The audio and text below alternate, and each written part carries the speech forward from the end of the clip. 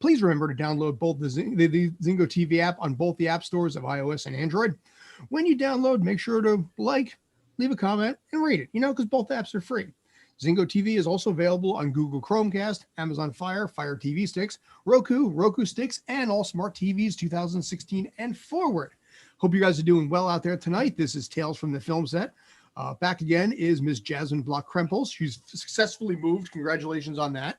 Thank you. It's good to be back. Good to be back. Yeah. Supposedly no damage as far as anything basically in the process of moving. No, I'll tell you what. It's nice to have like a place to Zoom that's not like a box and sitting on another box. It's like computers on a box and I'm on a box, and it's like, all right, this just ain't working out. And now you're on the moon. That was it was cheaper than living anywhere else in New Jersey. So I thought, we would just go for some lunar property while it's still on the cheap. Well, I give it credit because the internet connection obviously is incredible, all the way 240,000 miles away. But the population per square mile is pretty low. Yeah, like the population density is pretty low. The COVID rate's pretty low. Sadly, the mail is terrible, and food sources are lacking. But besides that, that's like very similar to just living during a pandemic. So I guess it's like it's the same as just living home. Well, a moon rock might taste a little different, but you can get accustomed to it. You can cook it up and make some powder drinks and. But I thought the moon was made out of cheese. So now if it were cheese, I'd be in my glory. No. Because that's my favorite food. So mover's remorse. Yeah. So true. yeah. Basically, it's been another week coming in, coming out of the film industry. Had a couple of challenges with some of the productions having problems as far as COVID shutdowns and all the fun stuff therein. Had a couple interesting little stories that came up. Had a virtual fitting today, which was unique, where fittings are now done through Zoom. You get paid for that? Yeah. That's even better. You know what? I thought for sure I had a virtual fitting tomorrow, and I just got like at the location that I have to go to. So that's not virtual. That's like a real go over the bridge kind of a place. No, so I got tricked again. No, this was 20 minutes. I literally did it over there by the pool table. It was weird because they did want a full body. So I had to kind of like turn the laptop. Yeah, you got to like back up. So you're out of the room. So they ended up seeing like the rest of the room over there and a giant stuffed teddy bear that I happen to have in the living room here, or the room here. But 20 minutes and done. It was nice. The COVID test was unusual because it was a spit test. Dude, I heard it's a lot of spit. It is. Like, did they warn you before to like drink up? I had no idea it was even a spit test. The woman just hands me the cup and I'm thinking, okay, do I have to pee in this? Right. Is this a new one where you just pee in the cup? Yeah. She's like, no, you have to spit and cover it line the entire bottom. So you're looking at about that thick, and all of this has to be lined there. So I'm sitting there. It's just for probably about 2 minutes, just, collect spit. And you're trying to shake it to try and get it to balance out the cover. It was. I believe that test was developed at Rutgers, and that's why really the only place they do the spit test is around here. Good job, Jersey. Thanks, New Jersey. Supposedly, it's the most expensive but the most accurate of the COVID tests. Why would it be expensive? It's not like spit goes bad.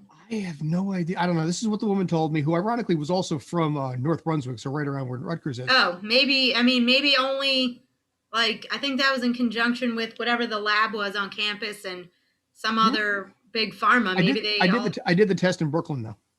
Yeah, I wonder if they just send their people out to do it. I don't know. It was weird. That's like I weird. said, I've never had to do that. Can you say what production that was for? It was Evil on CBS. I guess I haven't done that. Or they ran out of the other tests, and now you're on to spit test. I don't know. It was weird. But then I had to come back and I had to do my second time in a week doing a 45-minute video tutorial on the importance of, like, washing your hands, don't touch others, every COVID legality thing. So that's it. I had done a Disney production already. Mm-hmm. And so Disney of course, because they have the resources, Disney makes its own. Sometimes, for people who don't know, sometimes it's just like a PA running a Zoom meeting, reading some cards or whatever and telling you about how not to get COVID.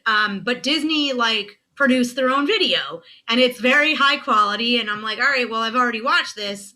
And whatever things are subsidiaries of Disney or working under the Disney name, you have to keep watching the same video. And it doesn't matter that you have a certificate that says you've already watched it. They do not care. I guess for liability reasons, you have to prove that you watched it for their show or whatever. Yeah. And I'm just like, so honestly, like I'm letting it run on another computer while I'm doing work because that's what I found that out the hard way. Yeah, because you can't alt tab and do something else because it stops the video. No, you need a second device, which I'll sit there playing on my phone the entire time.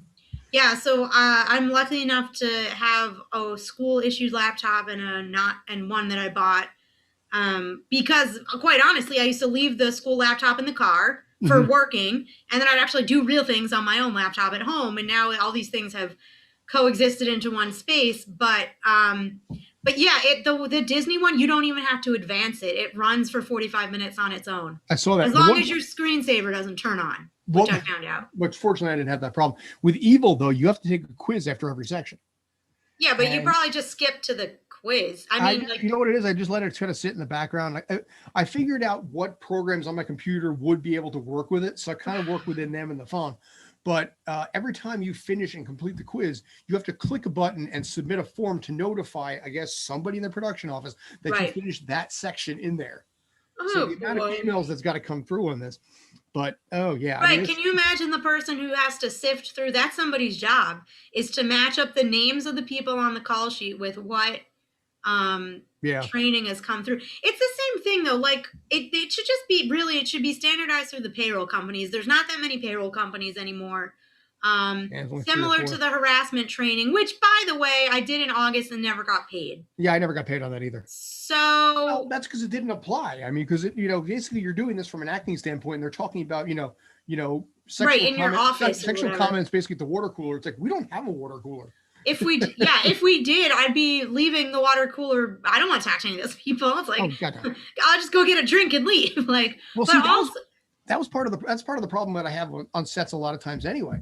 Is I don't really want to talk to a lot of people on set, which is one of the benefits of COVID is that they have everything socially distant. So everybody's like 6 to 8 to 10 feet apart from one another.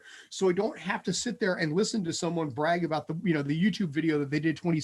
No, but you know what's worse now? People are trying to talk to each other from table to table, and they're just yelling. Yeah. And it's always the people with the loudest, annoying voice.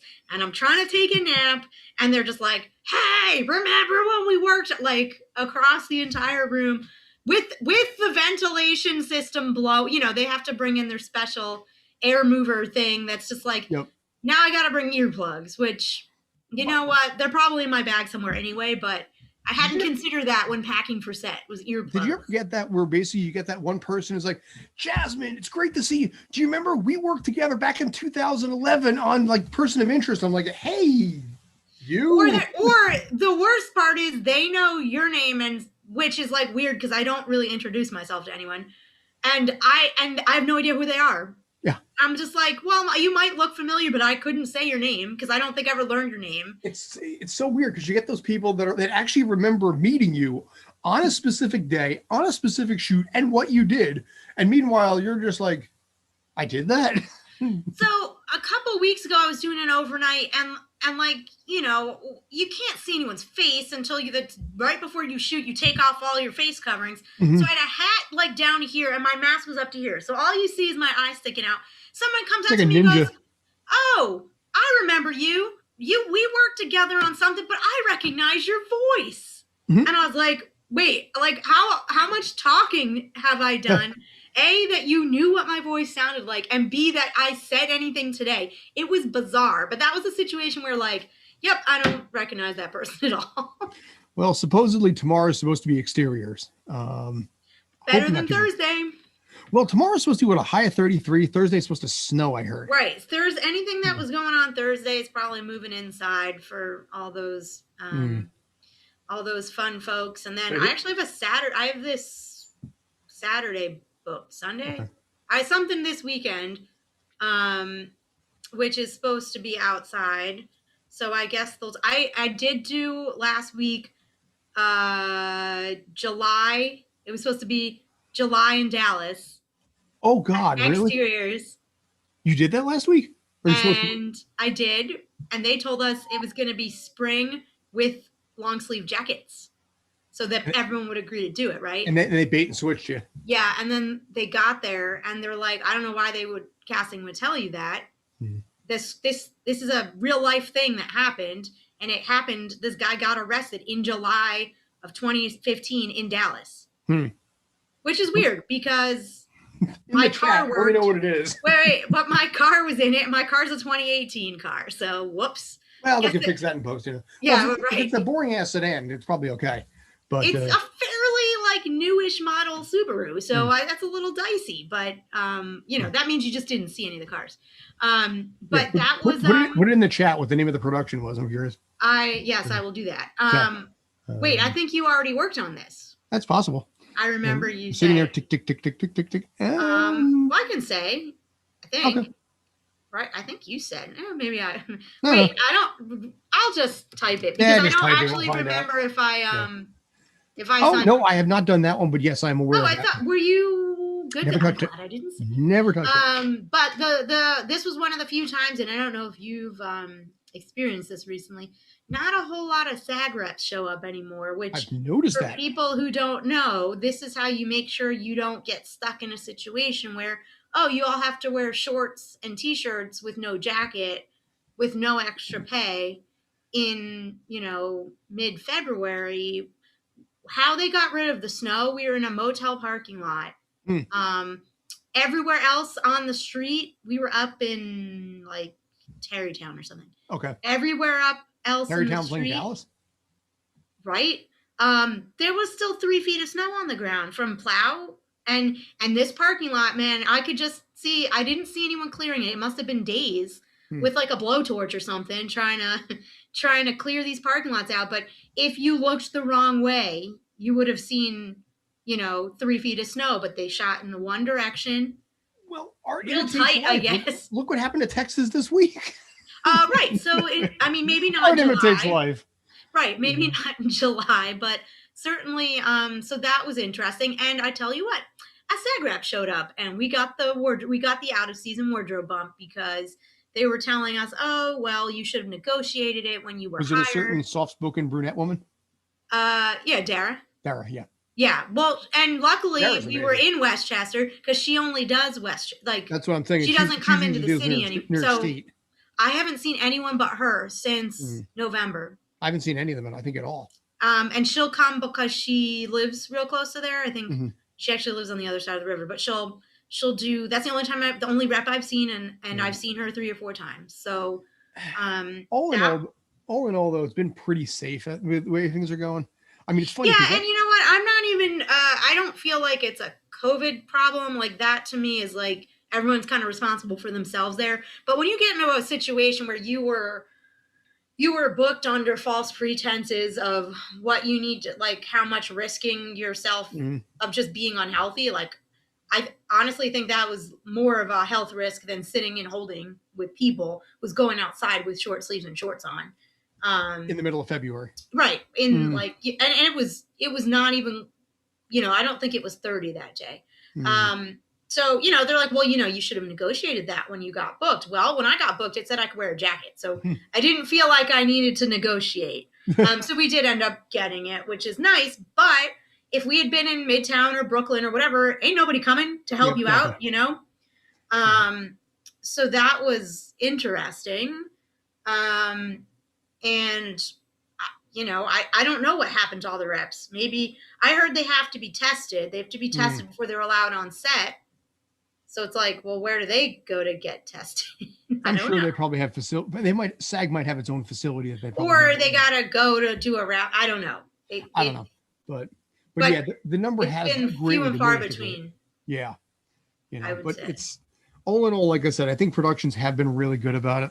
One thing that I'm finding, and Evil is doing this themselves, which is so huge props to that, is you get that email notification of what do you want for breakfast? What do you want for lunch?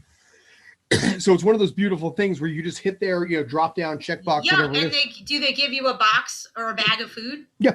And it's all aligned by your number and your name, and they're just like, here, go, buy. I was like, why haven't we been doing this for years? I don't have to wait at the buffet line. I really think going forward they're going to start doing something like that. I can't imagine it's not cheaper, actually. It's probably a lot more streamlined that way, even with the new system they got now, where it's like option 1, 2, 3, or 4. It's faster moving. You pick a number, they give it to you, as opposed to everybody sitting there being like, okay, I don't want this piece of chicken. I don't want this piece of chicken.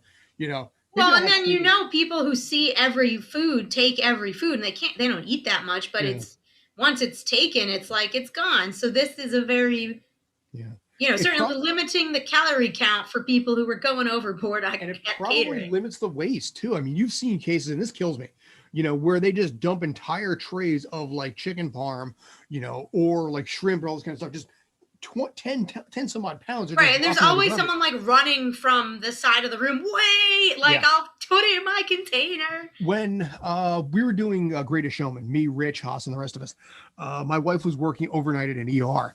And they got to really kind of know our situation because the catering people, Henry's in this case, they would start packing stuff up before I asked to give to her. And I would come back with 2 or 3 or 4 containers of stuff every single night. We ran out of space.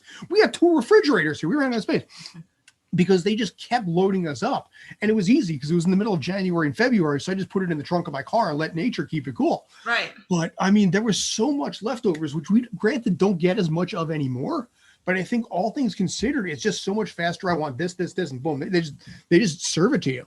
Well, and I imagine they don't have to bring so much. Like now when they run out of steak, they're just like, well, we're out. You got to pick something else. Yeah, they're not like, oh, let's go make another tray or whatever. Oh, similarly, when I was working on that show last week, there was no break for food. So 12 lunch penalty. Whoa. Oh, well, okay. So 12 penalties, what does that come out to be? Like $180? I don't even do the math. It's the fact that it was double digits. It's like, oh yeah. Guys, was it worth it? Was it worth it? It was worth it because they didn't have catering set up anywhere. It was just like you were saying, it's a truck, like go up to say what you want from the menu, except the food was on set and holding was at a different location. So it's like, well, you couldn't get food if you wanted it. We ordered Chinese food for delivery. I've never done that. But at the same time, it said on the call sheet, of course, after we got there, not breaking for lunch. Would have been nice to know. I would have just brought food. Sure. But when we heard that in the morning, we're just like, well, we'll just order. Like, we can't. Oh yeah, but you're offsetting it a dozen times over with the penalties anyway. Well, yeah. I think one penalty covered my Chinese food. But, oh yeah, in that case, that takes $9. I don't even think it was $9 with a tip. Yeah. But it was just on principle. I'm like, I'm going to be really angry if we order this food and then they tell us we have to go to set, right? Because that's always what happens. You do have certain people that have medical constriction where they have to eat every few hours. That is a problem there. And no offense to the craft table, it's not really equipped to handle certain things like that. You can get a granola bar. You can get certain things to get. Right. There's not a whole lot of protein, especially anymore. They used to put out the charcuterie. The little meats and cheeses. Oh, that was the best. There was a pilot that was shot literally. Oh my God, I can't believe I'm saying this. 9 years ago with Mir Servino, called Trooper, and had Jay Hernandez, who's now Magnum PI. And it all shot in like Rockland County, Orange County, because it took place in Syracuse. And they would have the full catering spread for breakfast and for lunch. But then they also had entire sandwich stations and platter stations, for the craft table. So you could just go in and make a full bagel sandwich with mayo, ham slime, provolone, on this kind of stuff as a snack to get you through. Add to it the fact that I hit golden time on that twice. It was a good place to be. It was I would have loved to have that picked up because I was Jerry on that. My name was Jerry. Why not? So it was kind of cool in some ways, but they never picked it up for that. Mira Sorvino was super pregnant. And I mean like 8.5 months pregnant. She passed out one day of filming. They're like, all right, we're done. Done for the day. They had 2 different photo doubles, one for a distance shot, one for an up close shot, just to make sure that they didn't show her very obvious bump as a Syracuse cop. And we got through it. It was funny, but I would have loved for that show to have been picked up. Because again, shooting only in Rockland County, which obviously being, Jersey, that's the dream. 25 minutes. Oh yeah. You're out of zone, which means you're already getting paid, you're already an hour and a half on the clock by the time you even show up. So it's really kind of cool that way. Well, I was going to say that's like, there are some things filming in New Jersey now, but they're somehow in the zone. So I'm like, well, that didn't. Well, they are legally. Equalizer is a great example of that. Equalizer is within 8 air miles of Columbus Circle is what they call in the zone. where it is at Izod is still statistically 8 miles within the zone, not by much, but it's still technically in the zone. Right on the edge. That's what that's not a mistake that a studio ended up in that building. Let's put it that way. Well, I don't blame them. I mean, for God's sakes, this was an arena that I spent my childhood at. I was at so many Devils games there. I was, as a kid, as an 8-year-old kid, I was down on the ice. I was in the locker rooms. I was up on the rafters. So I grew up at where, it was Brendan Byrne Arena at the time. Yeah. So to see it turned into a film studio for me is bizarre. But you have all of this available space. By God, use it. You know? Well, that's like the what's the other ones in Secaucus, or there is one in Secaucus too. Is that Evil or no? No, Evil's not there.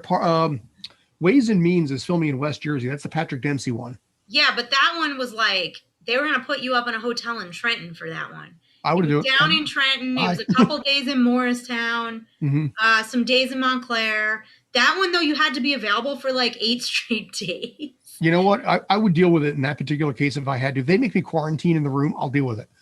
Yeah, no, I'm with you. I was like, no, I think it wasn't even for quarantine. It was like they didn't want to travel you back and forth from Trenton. Because that's like probably an hour, hour 45, whatever it is.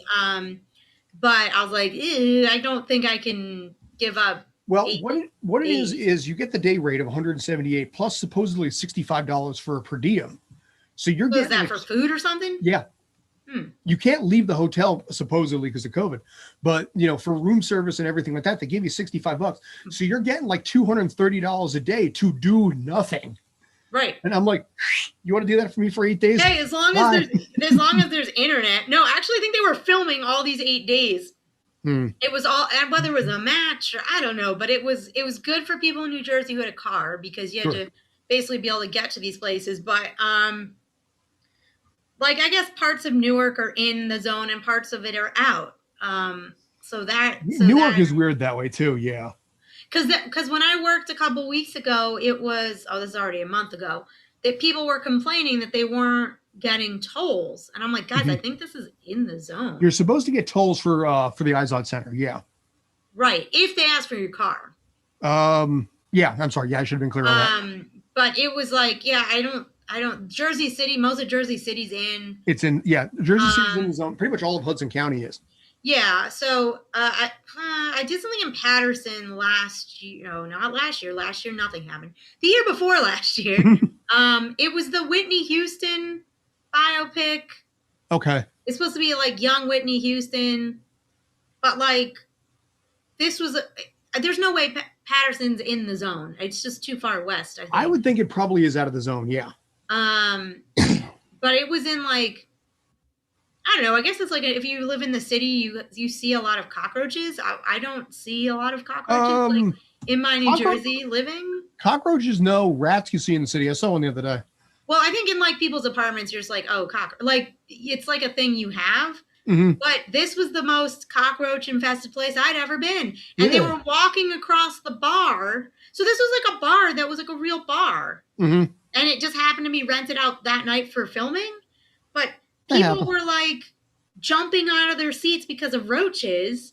And we're like, guys, every time you make a noise, we have to redo this take. Like I don't want to be here when the sun comes up. Like we gotta just deal. No, but it was like more than like you would try to look in one direction, but in the corner of your eye, you'd see like it was bizarre. And then I don't even know what happened with the thing. I don't remember what it was called. But like I didn't see it. I haven't seen it. Maybe they never finished. Is right. I have no idea. Trusty records. I would say that's 2019 already. Now that I'm thinking about it. Well, I'm trying to think what. There is a production that has COVID tests in Kearney, which was nice. I can never get it because of course it's too close. But I mean, for you and for me, the Kearney is like just. Is that the one where they're like you have to take Uber because no one's coming to get you?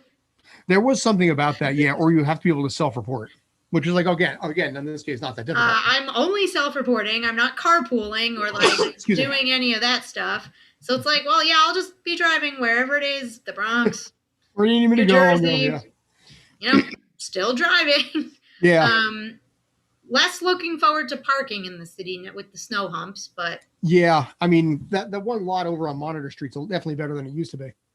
But oh, you know what? And I just went there and I like parked literally. You know how they display the off-road vehicles at the delership to show that you can like drive over? That's how I parked my car. oh yeah, like, well, I think I saw this at the dealership once. It should be fine. Wow, we're 25 minutes in already. Time's having fun here. See, what happened to stats? Actually, I forgot to ask him about tonight. So no, he's not like those jerks. They didn't ask me. No. I actually, in the email I sent before he wrote back on that. Okay. But yeah, no, that was on me on that one. As long as somebody knows his whereabouts. Oh yeah. Well, okay. last week, ironically enough, I had to do the entire show on my own. Oh, well, I would have sent you a reinforcement had I known. Well, you know what it was? It was Stats did have something come up, so he wasn't able to do it. So I ended up having to run the entire show on my own, which was okay. Because eventually, once I kind of figured out what the hell I wanted to talk about, I did this whole like deep dive into the America's Got Talent thing.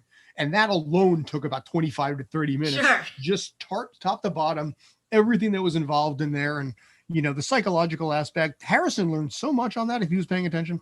I mean, I'm surprised Harrison wasn't a guest host, you know. Yeah, I'll put Harrison. Just ask random questions. Harrison is more than welcome to do that. I don't even know if he's really there. Yeah, maybe he's not. Maybe we're not there. Maybe we're not. We're just a figment of our imagination. That's right. But yeah, it turns out I was looking at my Facebook memories today, and not only is it 11 years to the day when I actually landed in Vegas because my company paid for the trip, which was nice, but the 10-year anniversary of the first time I did Celebrity Ghost Stories, which I think you may have done at some point at one point or another, right? I think everyone's done. Yeah. No, wait. Sorry. That's like Law and Order SVU. Oh yeah, well that's a staple. But yeah. Celebrity Ghost Stories is a bizarre reenactment because you're allowed to say pretty much whatever you want. So, like Mysteries of the Museum, where everything is just dubbed over the top. So it's like, just make up dialogue. It's like, well, right now, actually, I have to tell you that I have a gigantic hangnail. And if you look at it right here, you can see how bad it is. It's starting to cut right into the cuticle. And they will sit there and just dub over that. So all of this is in there. And it's kind of fun. It really doesn't make sense. No, they don't. They just basically just let you say whatever you want. Like I said, Mysteries at the Museum is great that way because they just let you roll with whatever you want to talk about. You know, just try and keep it clean for the editors. But with Celebrity Ghost Stories, it was kind of fun because I got to punch a mirror. Interesting. Yes, I was Steven Tyler's other daughter's boyfriend, Mia Tyler. Oh, I was not aware he had multiple daughters. So yeah, he's Liv Tyler that everybody knows, and then Mia is the other one. So I was Mia's boyfriend, Brian. Did he have Did he have an anger problem? There was something where they raged out, and she threw a ring at him or something, and then he walks out in a fit of rage and like just punches the mirror. But it was kind of cool. I mean, it was like I said, it was the first time I ever did that. And I was very, very excited because it's like, wow, I made $100 to do a reenactment all the way in like Queens. Harrison says he's our number one viewer, and I fear that he might be our only viewer. Well, I do not believe. Although I was going to make a joke about that. If he is, if he's the only viewer, then he is number one by default. He is also by default the worst one, but that's another thing entirely. I can't, we can't see how many people are. I've started to see what the statistics are a little bit. But can you see while we're doing it right now or no? No, but that spoils it. Well, maybe it's better. It would be a little depressing if you're just watching the. It'll always see one. It'll be. Harrison. I have gotten privy to some of the numbers at this point, thanks in large part to an hour-long meeting that I had earlier today with Eduardo and Andrea and Candid Frank too. So I do have some knowledge. By the way, if this makes you feel any better, like I said, we're broadcasting across 4 different continents now at this point. Yeah. 35. It's a platforms. weird time for some people, I have to say. Yeah, but you know what? I mean, okay, you want to talk about weird. I have a YouTube channel called Uplifting Stories in a Minute. It's a 1-minute video, puppet on a green screen, just average people talking about average people doing cool things. So the video that I have today, a guy used a 3D printer to make this halo to protect his blind dog from bumping into things. Simple little poop things like that. The high school principal that went back to work overnight so he can give the money to like impoverished families, stuff like that. The amount of viewership that I get in the middle of the night from places like Bangladesh, Well, it's in the middle of the night here. There, it's just they're at work, poking around the internet. 8 o'clock at night over there is like, I don't know, 3, 4 in the morning kind of thing. Yeah. So, you look at the analytics and it's kind of like, well, sort of flattering that you're in like 200 countries all, around the world, but why the hell would you want to watch this at 3:30 in the morning? Really? Why are you watching Yes. this? I mean, you're watching bad puppet on, on a green screen there. Was that originally a project you were doing for school or something? Because I No. remember you talking to me about maybe you had just started doing it for fun. I don't know how many years we talked about it.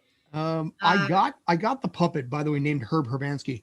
I got Herb like in 2015, but I never did anything with it until, I launched the channel formally last year with just myself, but then I realized I've got the green screen, I got the puppet. I think it'll work better that way. And so far it has.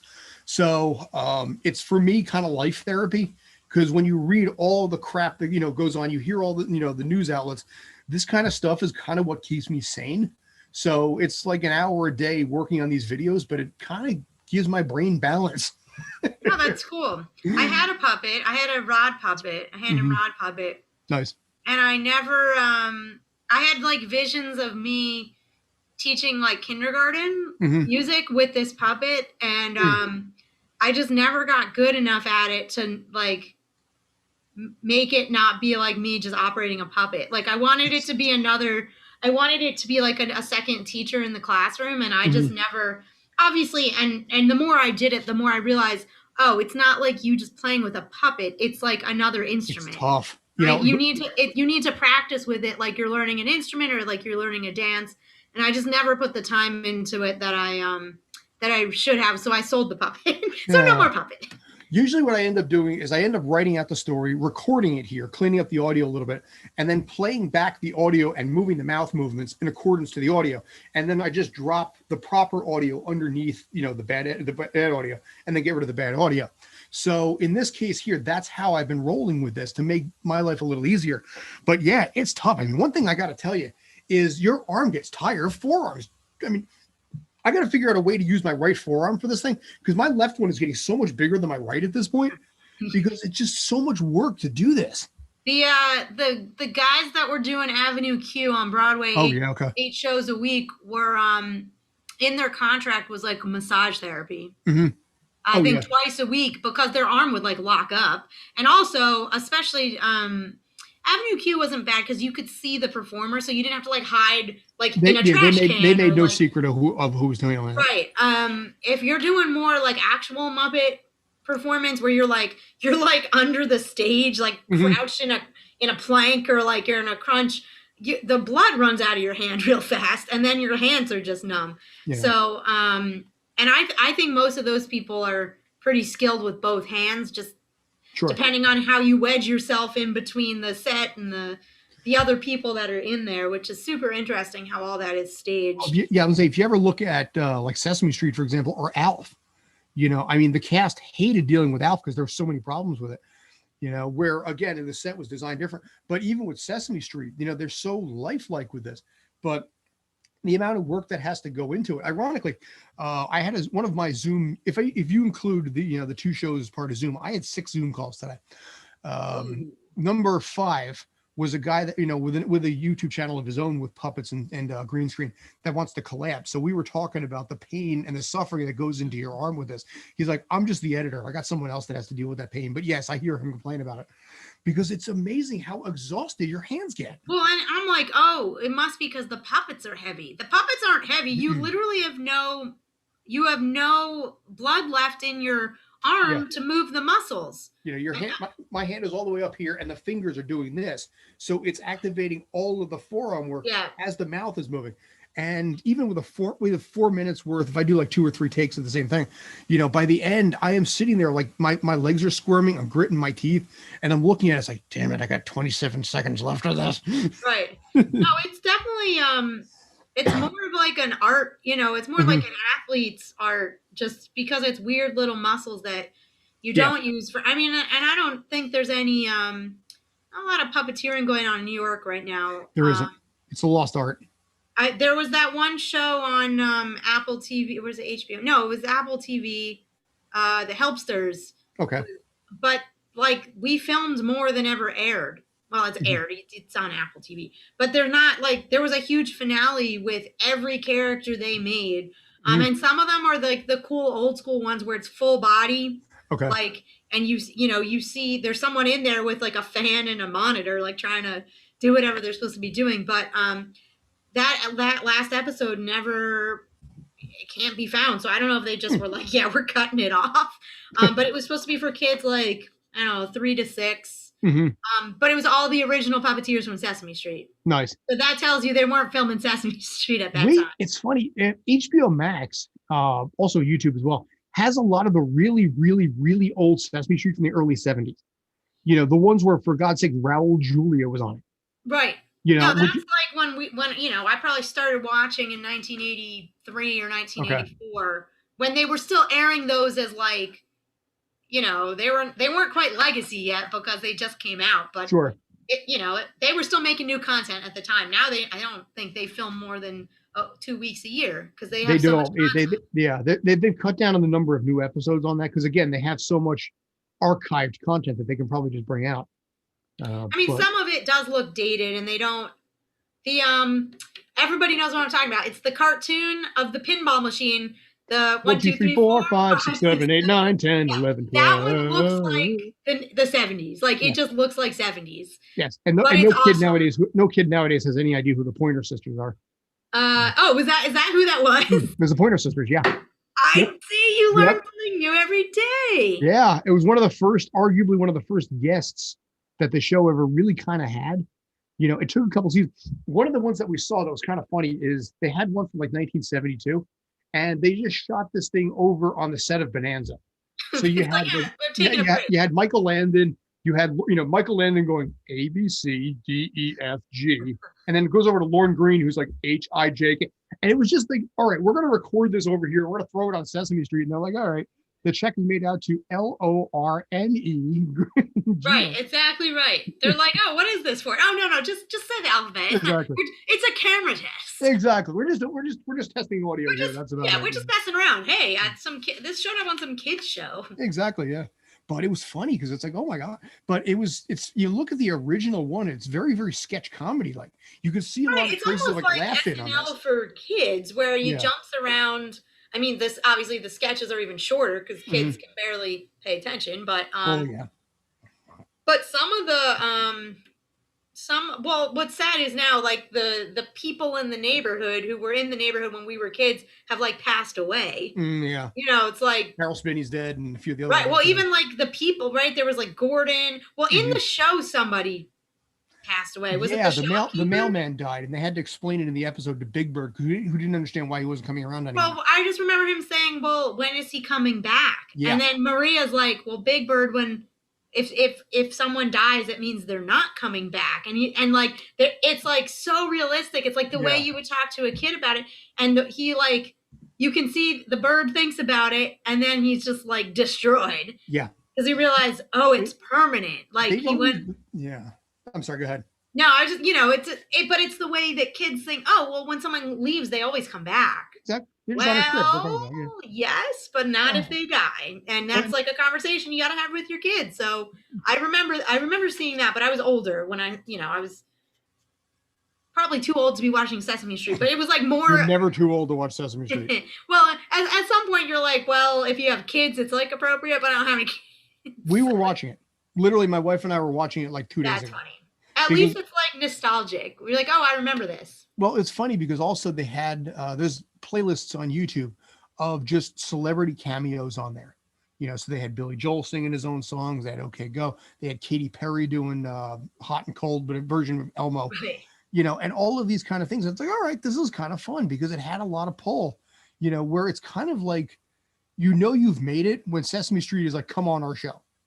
Right. Well, it's like they'll actually pay you to be on Sesame Street. There's a lot of shows you don't get paid for. That was my childhood dream, to be on Sesame Street. Oh, it still is. I'm still kind of holding on to hope, but then like they don't film ever, so it's like, well, it's all right. I was on that other Muppet show. It's all good. My cat's trying to break into my city. You brought your cat to the moon then? Okay. We figured we'll do some experiments to see how they do with the 1/6 gravity. Exactly.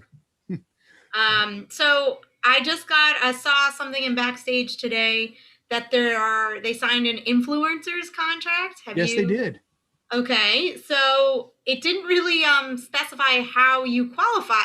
So it says if you are an influencer and you are making profits off your advertising, you're really, or you're promoting a product, you're considered an actor, and it would qualify you for SAG health and pension.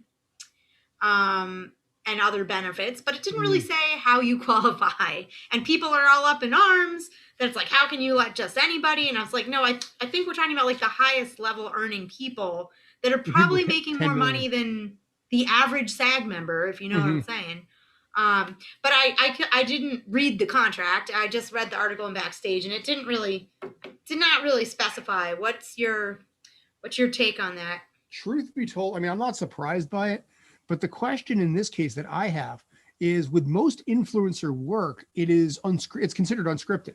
So anything, even like this, what we're doing here, because there is no script involved, it does not fall into a union jurisdiction. Now, what I've considered actually doing is, I mentioned uplifting stories in a minute. I've considered flipping that over to SAG to qualify for health days.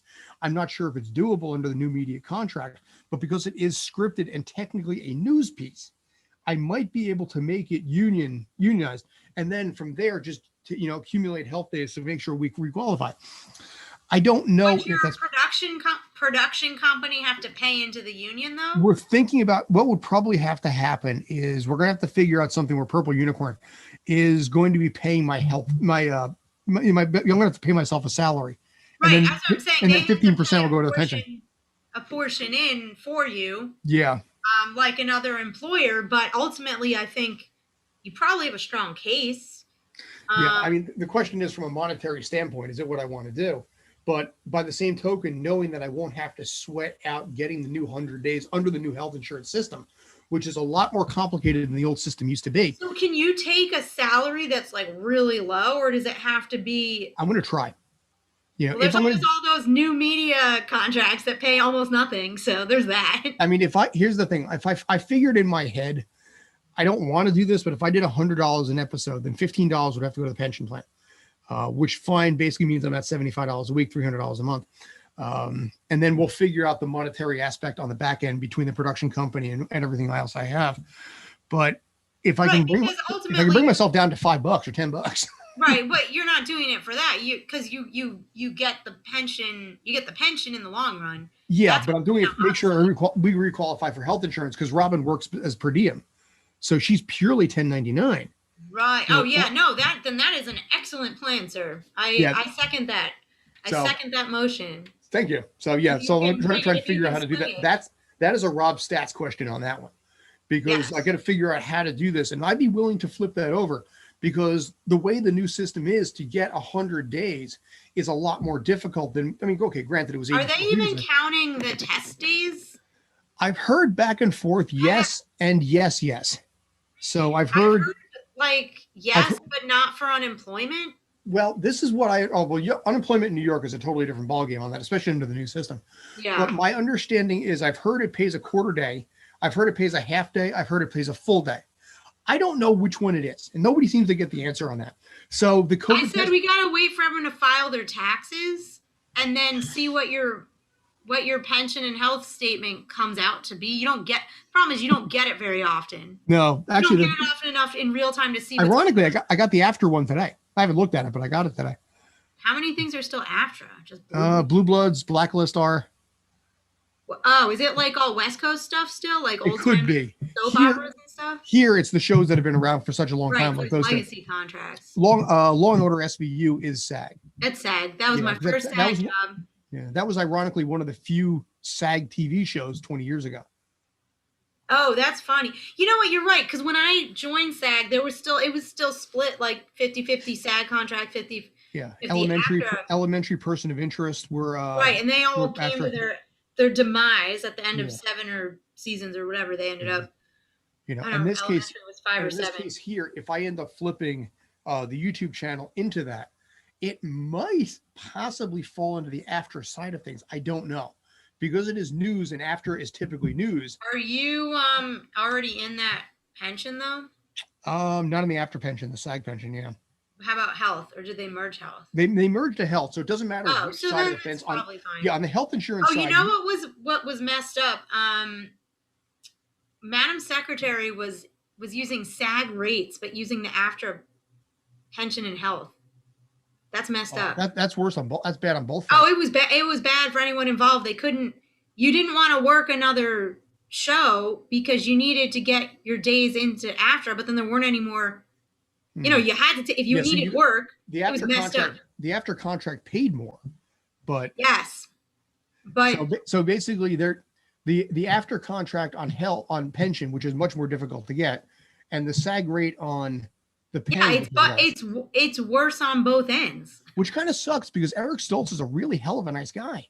Okay, but let's be honest, like those people just in general, I don't think they're using the union healthcare. Probably not. I would imagine they just Leone's probably at a different level, and Tim Daly's probably at a different level. I feel like you just pay if you need to go to the doctor, you just pay out of pocket, like whatever it costs at that point. They can and that's why a supplemental in there.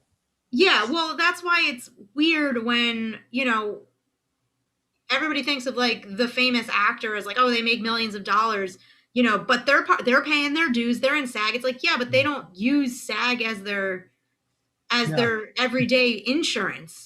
Or who cares if they get a pension? They don't need a retirement account. Like, so it's like the people who really need the health and pension are the what I call the middle class actors, the working actor. Well, part of it, the idea that I have with the YouTube channel as well, and this is where it's going to get a little more complicated if I go SAG with it, is I can qualify for ad revenue once I hit 1,000 subscribers and 40,000 watch minutes. I'm at about 29,000 watch minutes now since I started it a month and a half ago, but I'm about 600 or so, almost 600 subscribers. I'm in that ballpark. Okay. So probably sometime in the next 4 to 5 weeks, I would qualify for ad revenue on there if I chose to. How does that affect SAG? I don't know. Well, that was what that new contract was, is that because you're only being paid ad revenue if you're an influencer, that's your income. I mean, you don't have any other. What else are you getting paid for? You're getting paid off your advertising dollars. Yeah. 1 million subscribers, or I'm talking about like your gamer streamers that are like they have your Jacksepticeye's and your tens of millions of people watching. Like they're grinding out videos and content, but they're making tens of $1,000s a month. Yeah. And really, like you're right. Unless they don't have health insurance otherwise, they got to go buy on the marketplace. Well, ironically enough, a lot of them are outside the country, so they have different and possibly. I was going to say, right, unless you're living in Canada or any other place that has like socialized health care, and then you don't worry. Canada's got good health insurance over there. Harrison's rolling in it over there. Although when I was in a taxi in, where was I? I was in Montreal, and the guy was he had moved to Montreal from France, which also had socialized healthcare. And he was like, well, the doctors are just so much better here in Canada, but I have to wait 6 months to get an appointment. So hopefully nothing goes wrong right now. I was like, well, good luck. But he was very complimentary, that cab driver. Yeah, see, Harrison said the same thing. As long as you don't mind the waits. Yeah, see? And there you go, Harrison. Respond to that one. I mean, actually, but that's really good. I'm looking at, he's saying, still, I mean, we wait and we pay. So it's like this thing. At least you're waiting for free. But all right. So we got about 5 minutes left at this point. What? I know. Time flies. I literally just said, we're 25 minutes in. So what do you have coming up this week? Do you have anything lined up? You said you had a fitting today, or you? The fitting today. I'm on Evil tomorrow. Still dealing with a few different things. Since my father-in-law passed away 3 weeks ago, I'm still dealing with all the stuff at the house. All the legal stuff. Which, boy, is there a lot. I will be doing Obi's show, me, my Scotch, and I, Friday night at 10 o'clock. So nice. We're going to sit there. We got a little Glenlivet. We're going to discuss a little bit, which happened to also be my father-in-law's favorite drink. So at my request, we're analyzing that. We'll be talking about hockey at that point. This show, like I said, can be heard, on the Spangler Sports World Network. So basically, wherever you pull that stuff up, boy, like I said before, this is my 6th technically Zoom call today, and my voice is shot. Sounds like you've been smoking like 3 packs a day, is what it sounds like. I've been trying to start for a while, yeah, but I'll keep talking like this. But yeah, SpanglishSportsWorld.com, but La Porta, Canada newspaper, and all the rest of those fun things in there. Find it on, find what are we on now? YouTube, IG, Twitter, all of them. Yeah, some Russian thing which I forget the name of, something in South Korea too. These platforms are like, oh, okay, cool, whatever. Bottom line is look it up, you'll find it somewhere. So any other final thoughts for you? Anything you got going on this week?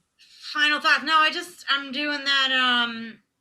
I'm doing Still Life on Sunday. Okay, on Sunday. This is a weird week anyway, because no one shot, or that's not true. Something shot on Monday and they got holiday pay, but no, that's right. Yeah. Mostly no one shot on Monday because it was a SAG holiday.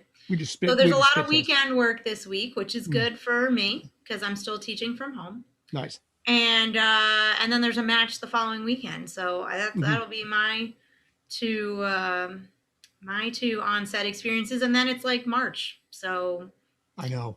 February goes by real fast. We're getting through winter. We only got a month left technically of winter, and then we can start moving on. It hit 51 degrees here in my area where I am, Bergen County. So it was really nice today. Melted a lot of the snow, and just in time for us to get some more. Yep, get those snow blowers ready. Blow is the good word I would use to describe snow. Yeah. I only have a lowly shovel, so I'll be shoveling my driveway because we didn't really think ahead when we bought a house with a driveway. Well, the funny thing about the snowblower, and I had this problem 2 weeks ago, is it can only handle a certain height. So I had to shovel down a foot or so, get rid of that, and then use a snowblower for the rest because you can pick up the snowblower. Not this snowblower. Put it on top of the snow. This thing is heavy. This. Sounds like you need to be out there every hour. Is what it sounds like. Yeah, sorry. It's getting better because, like I said, it hit 50 some odd degrees today. There's less of a base now. So yes, you can actually see concrete again, which is a beautiful experience. Just in time for another. I do like snow. I have to say, I'm a skier, so I haven't gone yet this season, and like my time's running out. So so hopefully this will be a good dump, and then I'll go after work one day and try not to kill myself. That first time at Backman is like... If American Dream was open, you could have had the indoor ski slope in there. Was that not open? Because I went in the mall part. I don't know. Open? Supposedly it's small capacity, but still not 100% open yet. Second largest mall in the United States, and they can't open the thing fully because of COVID. Well, if it was open 10 years ago when they put the building up, it could have recouped their funds by now. But it sat and sat and sat and sat. They built MetLife around it. It's still 2009. Sat. Yep. And then, and now it just opened. It also has the SpongeBob Nickelodeon water park. I don't know if that's open. There's ice skating. Don't know if that's open. Yeah. I heard the skiing's open, but it's probably like 10 people at a time or something. Probably similar to ice skating at Rockefeller Center, where it sounds like a good idea, but the rink is so small that you're just like, what did I just pay for? I'm just happy that basically I'm not the one that dropped the money on it. You know what? I feel like you just write it off. It's like, well, needed some expenses this year. You write that off and then move on. So, all right, cool. So that's going to, like I said, probably do it for us at this point. We'll close out on American Dream Mall. May talk about that a little bit more in the near future because that's, for anybody in New Jersey, just pretty much pure hilarity. Like I said, you can find this on SpanglishSportsWorld.com, Spanglish Sports World Radio Network, Spanglish Radio Network. Find us on Film Set Tales on Twitter. And for Jasmine Bloch-Krempels, thank you as always. Congratulations on the move and getting yourself situated. Thank you, sir. Hopefully, basically, it's getting more used to sleeping in the new place and all the cricks and creaks that come from it. When you're really tired, you just go to sleep. Valid. Sold. Or if you're of a certain age, you fall asleep. That'll be me in about 9 minutes. So anyway, for me, I'm Scott Churchson. Thanks as always for tuning in.